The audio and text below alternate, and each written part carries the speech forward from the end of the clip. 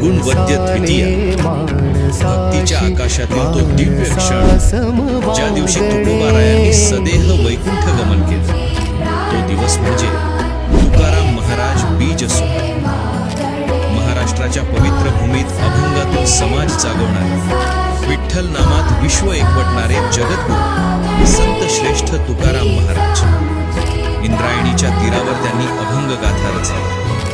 जे का रंजले गांजले त्यासी म्हणे जो आपुले, तोची साधू ओळखावा देव तेथेची जाणा. अशा साध्या शब्दात भक्ती म्हणजे मानवतेची सेवा हे त्यांनी जगाला शिकवलं. अंधश्रद्धा, जातीभेद आणि अन्यायावर त्यांनी निर्भीड शब्दांनी प्रहार केला. त्यांच्या अभंगांची गाथा इंद्रायणीत बुडवली गेली, पण काही दिवसांनी हीच गाथा पाण्यावर तरंगत वर आली आणि सिद्ध झालं ही वाणी दैवी आहे.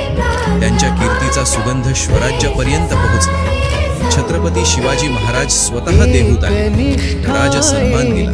पण तुकोबाराय म्हणाले, पांडुरंगा वाचून आम्हाला काही नको.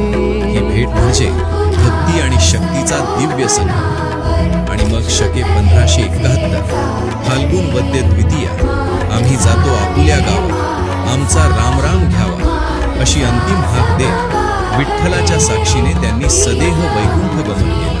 आजही देहूत नामघोष घुमतो आणि प्रत्येकाच्या अंतःकरणात विठ्ठल जागतो. अशा या संत श्रेष्ठ तुकाराम महाराज बीज सोहळ्यानिमित्त कोटी कोटी नमन.